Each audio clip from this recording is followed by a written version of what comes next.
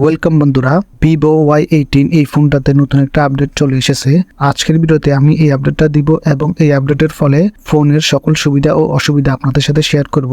তো চলুন শুরু করা যাক। আপনার একটা লাইক বা সাবস্ক্রাইবের ফলে আমরা নতুন ভিডিও বানানোর অনুপ্রেরণা পাই। তাই যারা এখনো চ্যানেলটাকে সাবস্ক্রাইব করেন নাই, প্লিজ আপনার সুপার ফিঙ্গারে ব্যবহার করে চ্যানেলটাকে সাবস্ক্রাইব করে ফেলুন। আর আপনি যদি অলরেডি সাবস্ক্রাইব করে থাকেন তাহলে আপনাকে অসংখ্য ধন্যবাদ।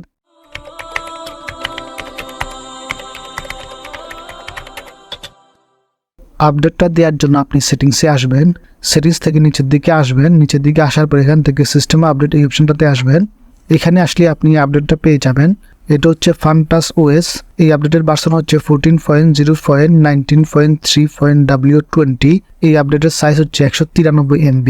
এই আপডেটের ফলে তারা কিছু ইস্যু ফিক্সড করছে। তো সেটা হচ্ছে abnormal use of some third party apps. কিছু থার্ড পার্টি অ্যাপসের মধ্যে অ্যাবনর্মাল ইউজের ইস্যুটাকে তারা এখানে ফিক্সড করছে এবং তারা রিকমেন্ড করতেছে যে এই আপডেটটাকে দিয়ে দেওয়ার জন্য।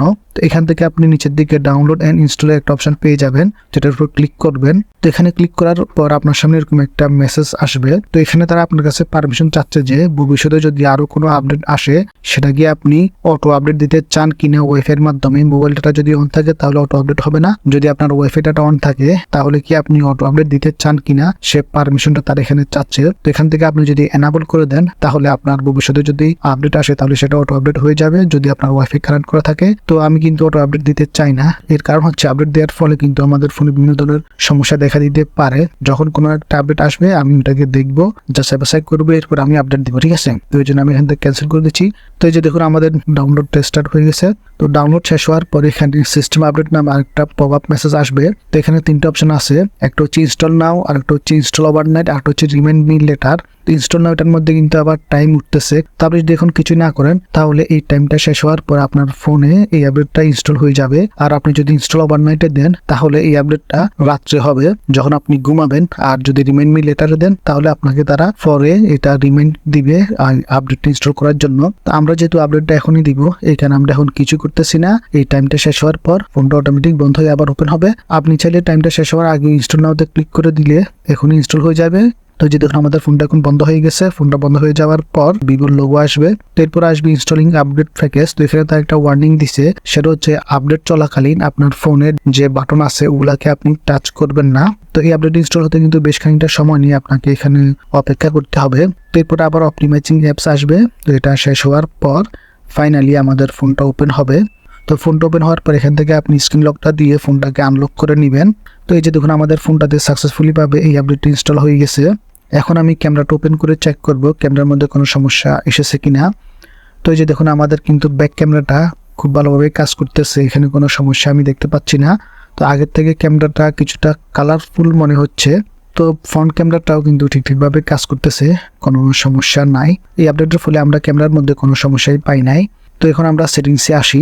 তো এখানে আমি মোটামুটি সেটিংস চেক করে দেখছি, এখানে তারা তেমন কোনো নতুন অপশন অ্যাড করে নাই। এখন আমরা ব্যাটারিতে আসি। এখানে আসলে আপনি ব্যাটারির ড্যাশবোর্ডটা দেখতে পারবেন। এই ফোনের মধ্যে ব্যাটারি ব্যাকআপ এবং চার্জিং টাইম আগের মতোই পাচ্ছি, কোনো সমস্যা হচ্ছে না।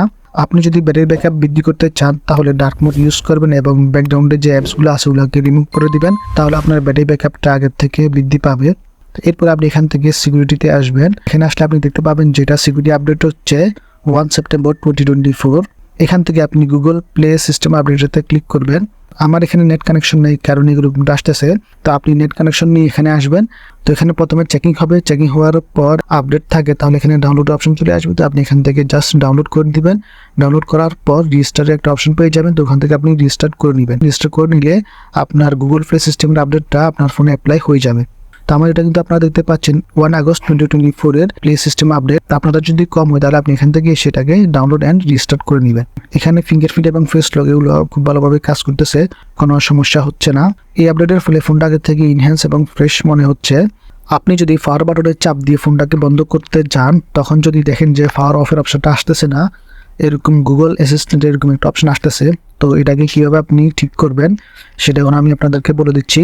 তো এটা অনেক সময় আপডেট দেওয়ার ফলে এটা হয়ে যায়, তো এটা কিন্তু সবার সাথে হয় না। তো এটা বন্ধ করার জন্য আপনি সেটিংসে চলে আসবেন। সেটিংস থেকে নিচের দিকে আসবেন।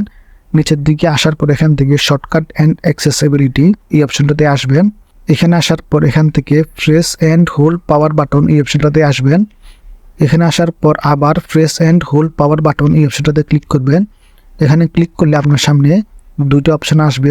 এখানে আগে থেকে লঞ্চ গুগল অ্যাসিস্ট্যান্ট এটা সিলেক্ট করা আছে, তো আপনি এখান থেকে উপরেরটাকে সিলেক্ট করে দিবেন, enable the power and emergency menu, এটাকে আপনি সিলেক্ট করে দিবেন। তো এটাকে সিলেক্ট করে দেওয়ার পর আপনি এখান থেকে বেরিয়ে আসবেন। এখন যদি আপনি পাওয়ার বাটনটাকে চাপ দেন তাহলে দেখবেন যে আপনার এখানে পাওয়ার অফ, রিস্টার্ট এই অপশনগুলো আসতেছে।